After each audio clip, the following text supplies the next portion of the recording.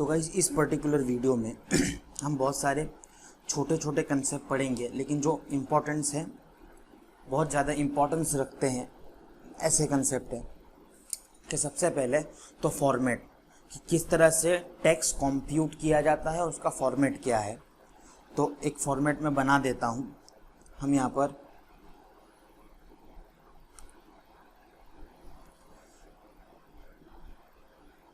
हम लिखते हैं पर्टिकुलर्स,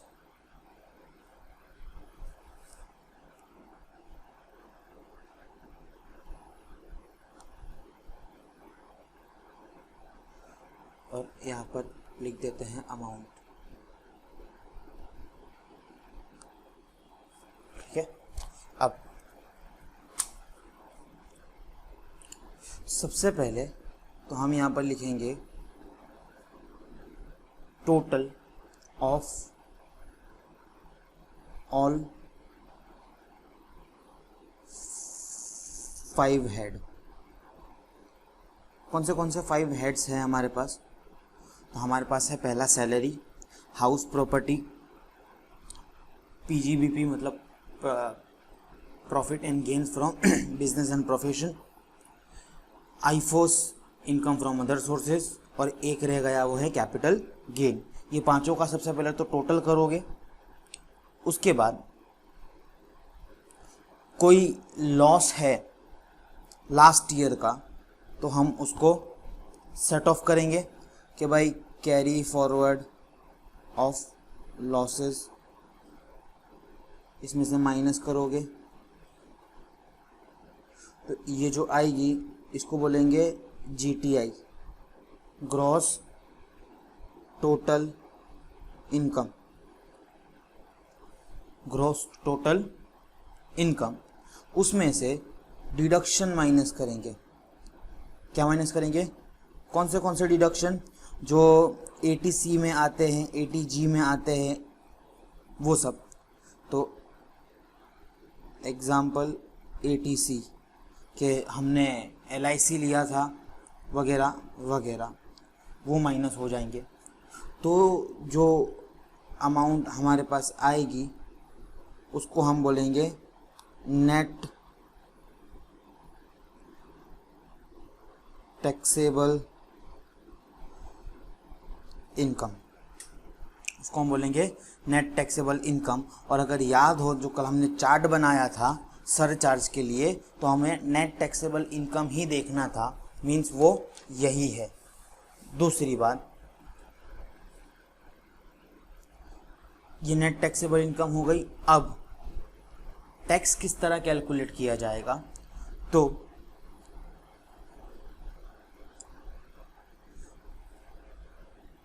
हम नेट टैक्सेबल इनकम पर सबसे पहले तो इनकम टैक्स लगाएंगे।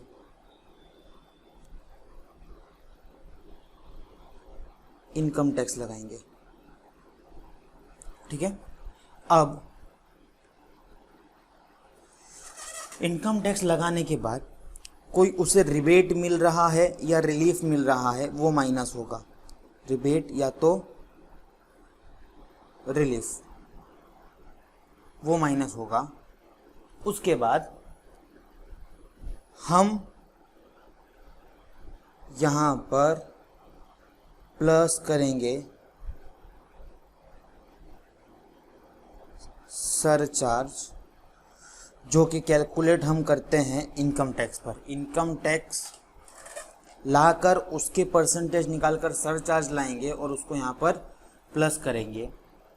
तो हमारे पास जो मिलेगा उसको हम अमाउंट बोलते हैं, amount.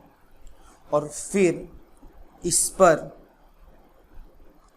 Plus health and education cess, जो कि है 4%, इस अमाउंट पर लेंगे हम। इस अमाउंट पर इस 4% लिख के टोटल कर देंगे। तो जो हमारे पास आएगी वो हमारी होगी ग्रॉस, लिखता हूँ, ग्रॉस टैक्स लायबिलिटी। अब इसमें से हम TDS माइनस कर देंगे, क्योंकि TDS हमने हमारी जब सैलरी आती है या कोई पेमेंट मिलता है तो उसमें से कभी कभी TDS कट जाता है, तो गवर्नमेंट के पास एक तरह से वो एडवांस टैक्स हुआ। तो इतना ग्रॉस टैक्स लायबिलिटी जो है, इसका मतलब होता है कि इतना पे करना है। TDS मतलब ऑलरेडी इतना पे कर दिया है, तो हम क्या करेंगे, TDS को माइनस कर देंगे। और दूसरी बात, अगर और कोई एडवांस टैक्स हमने पे किया हुआ है हम उसको भी माइनस कर देंगे। तो जो हमारे पास लास्ट में बचेगा वो हमारी आएगी टोटल टैक्स लायबिलिटी। बराबर, तो ये फॉर्मेट देख लो एक बार। पहले नेट टैक्सेबल इनकम में से इनकम टैक्स लाएंगे, उसमें से रिलीफ या रिबेट माइनस करेंगे, और फिर सरचार्ज लाएंगे, सरचार्ज ऐड करेंगे। फिर जो अमाउंट आएगी उसको हम अमाउंट बोलेंगे, प्लस हेल्थ एंड एजुकेशन 4% आएगा, 4% आएगा।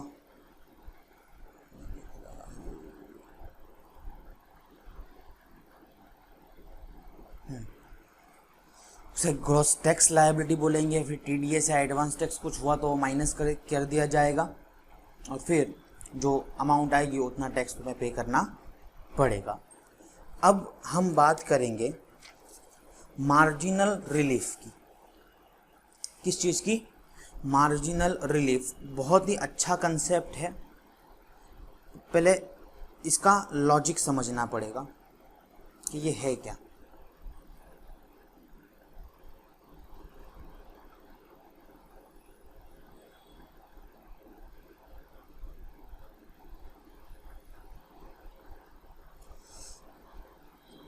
मार्जिनल रिलीफ, मार्जिनल रिलीफ क्या होता है? तो कल मैंने बताया था कि सरचार्ज कंपनी को कब लगता है। सरचार्ज कंपनी को अगर कंपनी की इनकम 1 लाख, अगर कंपनी की इनकम 1 करोड़ से ज़्यादा है या 10 करोड़ तक है, मीन्स 1 करोड़ से लेकर 10 करोड़ तक है, इंडियन कंपनी की बात करूं तो उसे सरचार्ज लगने वाला है। और सरचार्ज कितना लगेगा? उसे सरचार्ज लगेगा 7%। और यही मैं बात करूं कि अगर मोर देन इनकम 10 करोड़ है तब सरचार्ज कितना लगेगा? तब सरचार्ज लगेगा 12%। ठीक है। अब इस पर ही देखने जाओ तो मुझे 1 करोड़ तक कोई पैसा लगने वाला नहीं है, लेकिन 1 करोड़ के बाद अगर 1 करोड़ 1 रुपया भी मेरी इनकम, नेट टैक्सेबल इनकम हो गई तो मुझे सरचार्ज एप्लीकेबल हो जाएगा।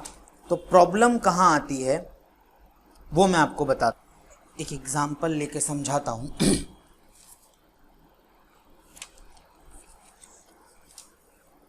हमारे पास 2 कंपनी है,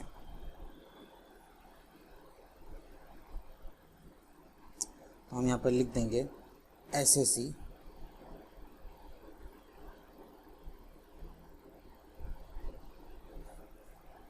और एक है NSE प्राइवेट लिमिटेड जिसकी इनकम है exactly 1 crore,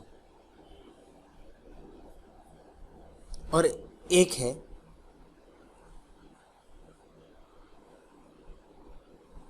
SSC private limited जिसकी इनकम है 1 करोड़ 4 लाख। ठीक है, 1 करोड़ 4 लाख। अब अगर देखने जाओ तो डिफरेंस कितने का आया? सिर्फ 4 लाख का। ठीक है।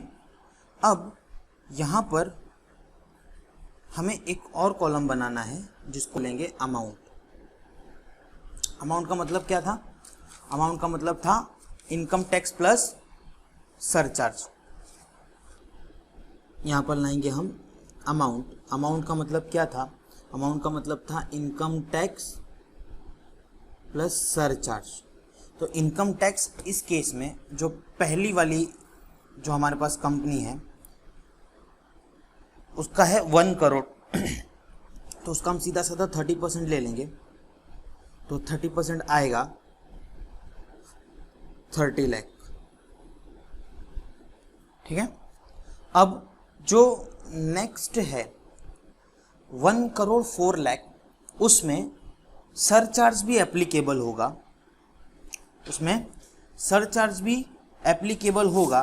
तो सबसे पहले तो हम क्या करेंगे, हम उसका कैलकुलेशन करेंगे कि अमाउंट कितनी आएगी। तो मैं यहाँ बना देता हूँ note number 1, calculation of amount of SSC private limited. ठीक है। इसमें नेट टैक्सेबल इनकम इसकी है 1 crore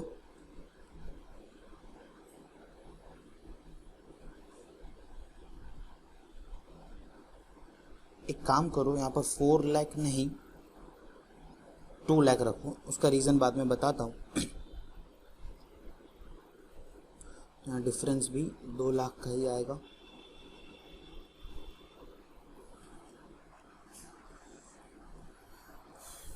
net taxable income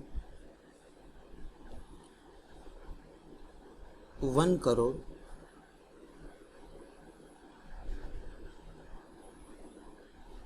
2 lakh है,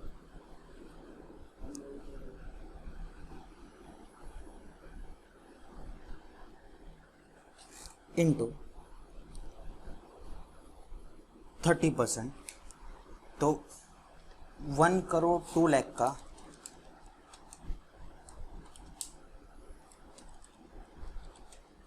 30% आएगा 30,60,000। 30,60,000। अब ये था इनकम टैक्स,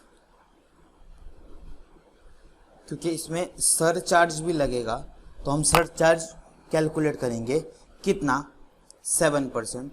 किसका?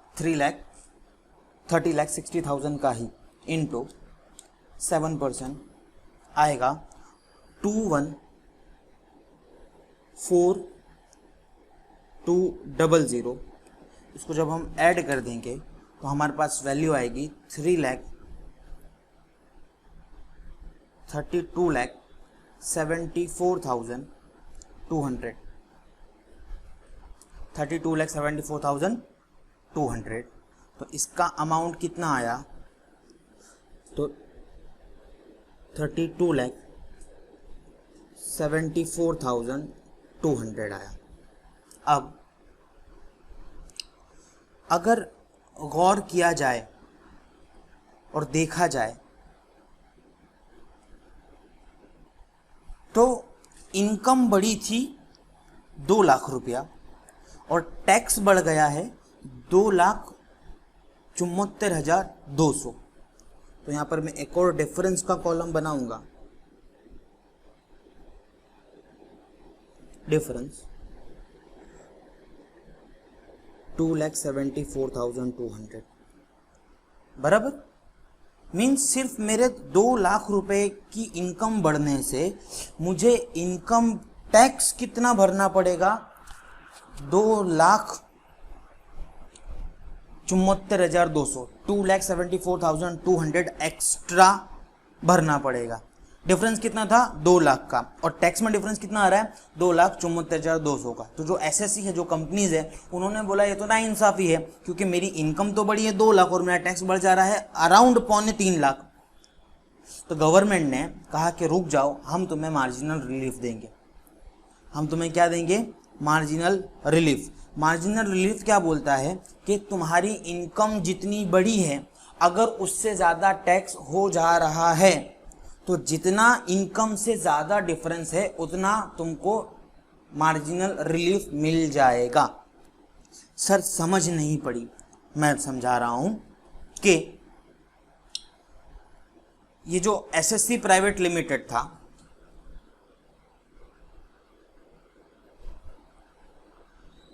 इसका टैक्स जो आ रहा था वो आ रहा था 32,74,200। अब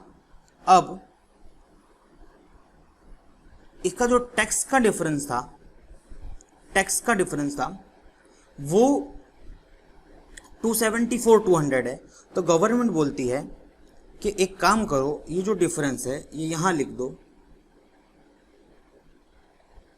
और 74,200 का क्या ले जाओ, मार्जिनल रिलीफ। मतलब इतना मत भरना, जो एक्स्ट्रा की अमाउंट आ रही है तुम्हारी इनकम की डिफरेंस से ज़्यादा जो टैक्स आ रहा है वो मत भरना। मतलब इसमें से मार्जिनल रिलीफ चला जाएगा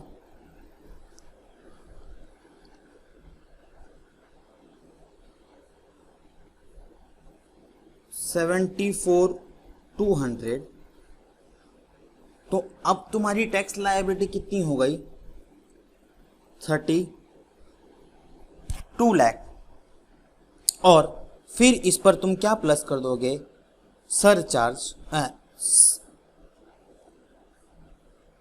इस पर तुम क्या प्लस कर दोगे, तो हेल्थ एंड एजुकेशन सेस जो कि है 4%। तो 32 लाख इंटू 4%, ये हो जाएगा 1,28,000। तो टोटल तुम्हारी जो टैक्स लायबिलिटी आई वो आई 33,28,000। खबर पड़ी?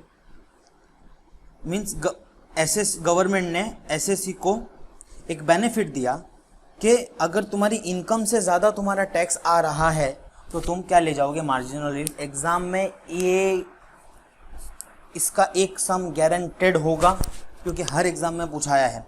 तो मार्जिनल रिलीफ क्या होता है, तो मार्जिनल रिलीफ अगर इनकम से ज़्यादा टैक्स हो जा रहा है तो गवर्नमेंट हमको उतना बेनिफिट देती है, उतना रिबेट देती है, उसको हम बोलते हैं मार्जिनल रिलीफ। और ये कब होगा, जब टैक्स जो है तुम्हारी इनकम से ज़्यादा होगा। जब मैंने एग्जाम्पल लिया था तो 1,04,000 का लिया था, वहाँ पर अगर आप घर पे सेम ऐसा कैलकुलेट करोगे तो यहाँ पर जो है अमाउंट ये माइनस में आएगी। और अगर यहाँ पर जब माइनस में आएगी तो सीधी सादी बात है, तुमको पूरा का पूरा टैक्स भरना पड़ेगा, तुमको मार्जिनल रिलीफ नहीं मिलेगा।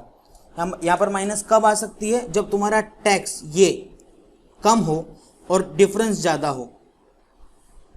तुम्हारा टैक्स कम हो और डिफरेंस ज़्यादा हो तो तुमको पूरा का पूरा टैक्स भरना पड़ेगा, तुमको रिलीफ नहीं मिलेगा। रिलीफ तभी मिलेगा जब यहाँ पर जो वैल्यू है वो पॉजिटिव में आवे। आई होप समझ पड़ी हो। मैं एक एग्जाम्पल आपको करने के लिए दे देता हूँ, उसका सॉल्यूशन भी मैं इंस्टाग्राम पर प्लस टेलीग्राम पर दोनों जगह पर रख दूंगा पीडीएफ के फॉर्म में। तो नीचे लिंक डिस्क्रिप्शन में होगी, आप वहाँ से जाकर ले सकते हो।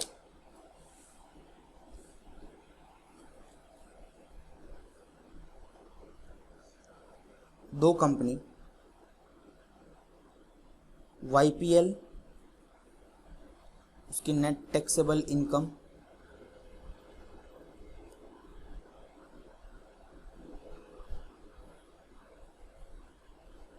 जो YPL है उसकी नेट टैक्सेबल इनकम है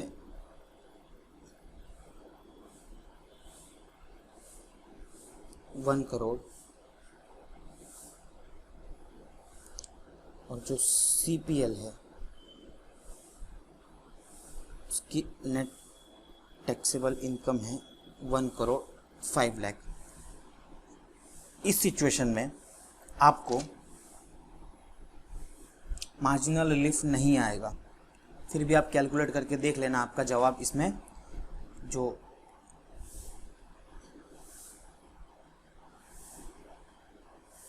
यहाँ पर नेगेटिव आएगा। ठीक है, नेक्स्ट वीडियो में इससे आगे जाएंगे और हम देखेंगे डिविडेंड का पॉइंट कि डीम डिविडेंड क्या होता है, डिविडेंड कैसे दिया जाता है, डिविडेंड पर कितना टैक्स लगता है, etcetera etcetera. Share this video to your all college group.